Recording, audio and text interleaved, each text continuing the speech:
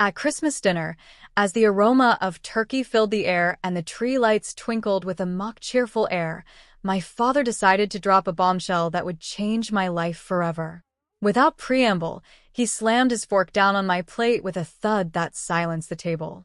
He stared at me and, in a voice dripping with unjustified contempt, declared that I was a burden on the family and could no longer live under their roof.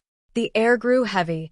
My mother gave a nervous laugh, hoping it was some kind of sick joke, but her face remained stony. My little sister, Lily, froze, her bite unfinished. What they seemed to forget, or perhaps chose to ignore, was that this 23-year-old burden was the one keeping the lights on. My father had been unemployed for years, and my mother barely worked part-time.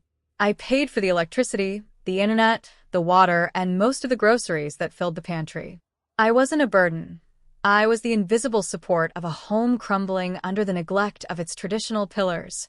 The next day, without arguing or pleading, I began packing my belongings into cardboard boxes. As I packed my clothes and my computer, my mind raced. I wasn't going to warn them about the financial consequences of my departure. If they wanted me gone, I would go, but they would take every penny of my hard work with them. Before crossing the threshold for the last time, I opened my banking app and, with a mixture of relief and coldness, canceled the direct debits for all the services in my name. I cut off the electricity, the gas, the internet, and even my Netflix account. I knew that in less than a month, reality would hit them with the force of a hurricane. I looked at the house one last time before getting into my car. I didn't feel sadness, just a strange lightness, as if I had shed a leaden armor that I no longer had to carry. I temporarily settled on my friend Jake's couch. The place was small, her dog kept staring at me, and the couch was incredibly uncomfortable, but for the first time in years, I slept soundly. I didn't have to listen to the snores of a man who despised me or the constant complaints of a woman who didn't dare stand up for me. However, the peace didn't last long. Just 3 days later, my phone started buzzing with calls and messages. Lily texted me in a panic. "They're going crazy. The power's out." Then another message. "Dad says you did something to sabotage the house." I just smiled. I hadn't done anything illegal. I'd simply stopped paying for something I wasn't using. My mother tried to contact me on social media, crying and begging me to come back, saying that Dad didn't mean it. But I knew he did. He meant it to humiliate me, and now he was going to learn the price of his pride. The situation at the house quickly worsened. According to Lily's updates, they were now without water as well. My father, in an act of desperation and greed, decided the only way out was to sell the house for quick cash and move to an apartment. But his arrogance led him to a fatal mistake. He tried to sell even my personal belongings that were still there, like my television and my bed. When my sister told me, a wave of rage washed over me. I went there and found him negotiating with a potential buyer at the door. I confronted him in front of the man, demanding he not touch what was mine. He, with his usual air of superiority, laughed in my face and told me that if I wanted my things back, I'd have to buy them from him. That was the last straw. Instead of a physical fight, I used bureaucracy as a weapon.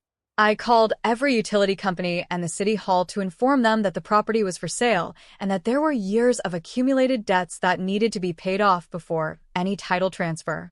But my masterstroke was something else entirely. I called my mother. I knew the house was in both their names and that she had no idea he was trying to sell it behind her back. When I told her, her usual weakness turned into cold fury. The confrontation between them was the end of their marriage. My mother, realizing that her husband was not only a lazy bum but a traitor who intended to leave her destitute, slammed the door in his face. Penniless, homeless, and with a ruined credit history, my father ended up drifting from couch to couch among acquaintances, finally getting a taste of being a real burden. Today, I live in my own furnished apartment. It's not a palace, but every corner is mine. I have a comfortable sofa, a bed where I can truly rest, and, above all, peace of mind. My salary, which used to evaporate into other people's debts, now allows me to travel, buy new clothes, and save for my future. My mother, for her part, learned to fend for herself, working longer hours and stabilizing her life, without the dead weight of my father. Lily is studying hard to leave there soon, following my example of independence. Sometimes I hear that my father is still asking favors of distant relatives who don't yet know his true colors, but I know it's only a matter of time before he's kicked out again.